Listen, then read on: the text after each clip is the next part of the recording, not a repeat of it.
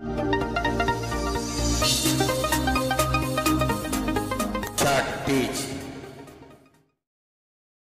حدیث پاک کے اندر آمین کے تعلق سے کچھ باتیں بتائی گئی تھی۔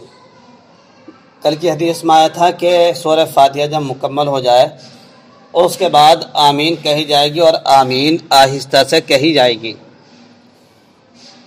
آمین کے تعلق سے کچھ باتیں اور جان لینا ضروری ہے۔ کیا آمین یہ کون سی زبان کا لفظ ہے؟ اس بارے میں تو کوئی بھی بات یقین سے کہنا مشکل ہے کہ کس زبان کا لفظ آمین ہے۔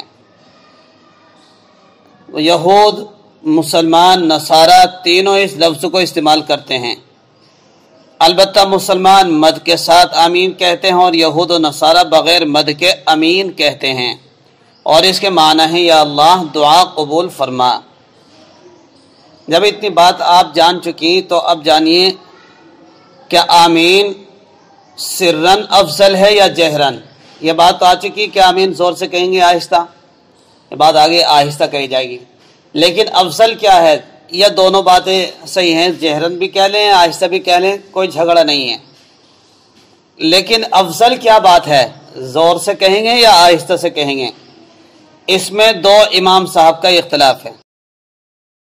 امام اعظم اور امام مالک رحمہ اللہ کے نزدیک امام مقتدی دونوں کے لیے سرن آمین کہنا سنت ہے، اور امام اعظم اور امام مالک رحمہ اللہ کا ایک قول یہ بھی ہے کہ صرف مقتدی آمین کہیں گے، امام آمین نہیں کہیں گے، مگر اس قول پر فتویٰ نہیں۔ دونوں مذاہب میں فتویٰ اس پر ہے کہ دونوں آمین کہیں گے، امام بھی اور مقتدی بھی۔ اور امام شافعی رحمہ اللہ کا قول یہ ہے کہ آمین صرف امام جہرن کہے گا اور مقتدی سرن کہیں گے، اور امام احمد رحمہ اللہ کا مذہب اور امام شافعی رحمہ اللہ کا قول قدیم یہ ہے کہ امام و مقتدی دونوں زور سے آمین کہیں گے۔ شوافی کے یہاں فتویٰ اسی پر ہے کہ امام اور مقتدی دونوں زور سے آمین کہیں گے، اسی پر فتویٰ ہے۔ اور قول جدید اس سے پہلے بتا چکے ہم کہ امام شافعی رحمۃ اللہ علیہ کا جو قول جدید کہ آمین صرف امام جہرن کہے گا اور مقتدی سرن کہیں گے۔ حدیث میں حضرت وائل ابن حجر رضی اللہ تعالیٰ عنہ کی ہے، یہ اقیال یمن یعنی یمن کے نوجوانوں میں سے تھے۔ رسول اللہ صلی اللہ علیہ وسلم نے یمن کو دو پرگنوں میں تقسیم کیا تھا، جیسے کہ گاؤں ہوتے ہیں، گاؤں کا ایک پرگنہ ہوتا ہے یعنی پوسٹ، جو کہتے ہیں پوسٹ آفس، اس سے متعلق ایک چھوٹا سا شہر قصبہ ملحق ہوتا ہے۔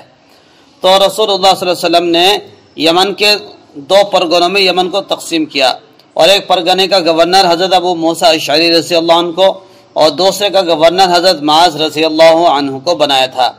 پھر پیچھے سے حضرت علی رضی اللہ عنہ کو دونوں پرگنوں کا قاضی بنا کر بھیجا تھا۔ ان حضرات کی محنت سے حضرت وائل مسلمان ہوئے، پھر ان کے شوق دلانے سے حضرت وائل مدینہ آئے اور 20 دن قیام کیا۔ جب یہ مدینے سے 3 دن کی مسافت پر رہ گئے تو نبی صلی اللہ علیہ وسلم کو وحی کے ذریعے اطلاع ہوئی، اور آپ نے صحابہ کو خوشخبری سنائی، کیونکہ کسی بڑے آدمی کا مسلمان ہونا پوری قوم کے اسلام کا سبب بنتا ہے۔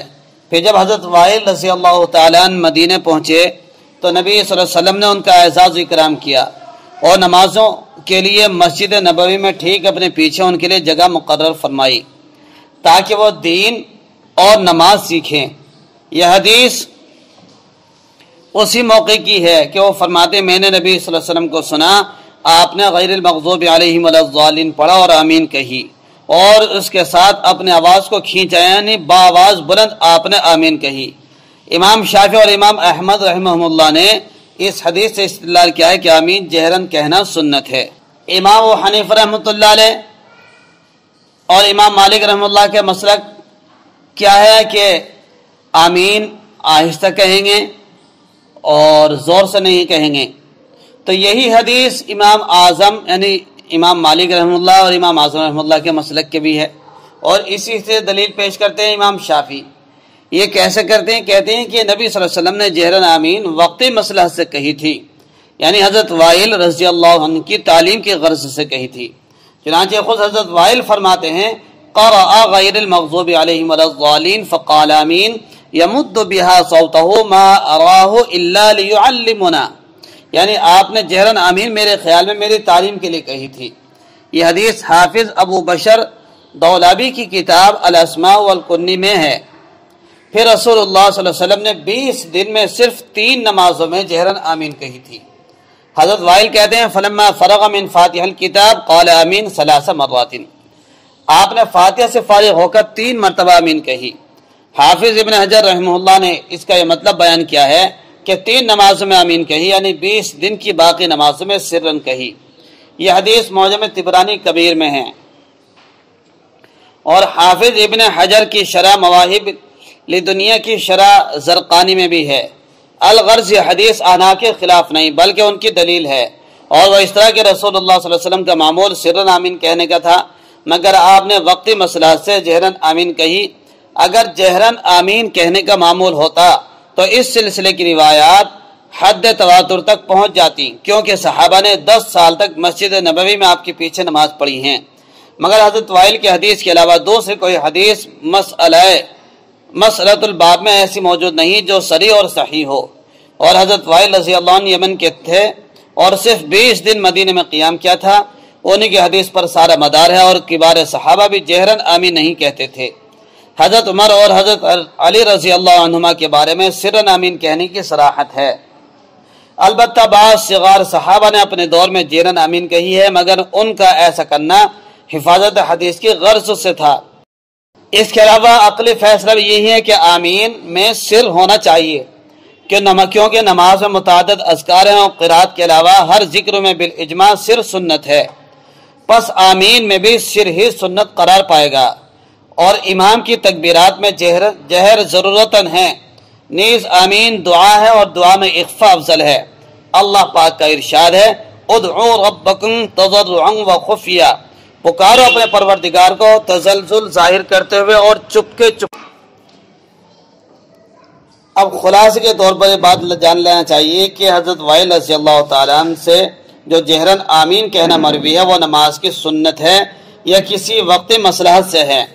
2 اماموں کی رائے میں وہ نماز کی سنت ہے، اور دوسرے 2 اماموں کی رائے میں وہ نماز کی سنت نہیں ہے۔ اور چونکہ تنہا حضور اکرم صلی اللہ علیہ وسلم نے جہرن آمین کہی تھی، اس لیے امام شافعی رحمہ اللہ کا قول جدید یہ ہے کہ صرف امام جہرن آمین کہے اور مقتدی سرن آمین کہیں گے، مگر شوافی کا اس قول پر فتویٰ نہیں ہے، فتویٰ قول قدیم پر ہی ہے۔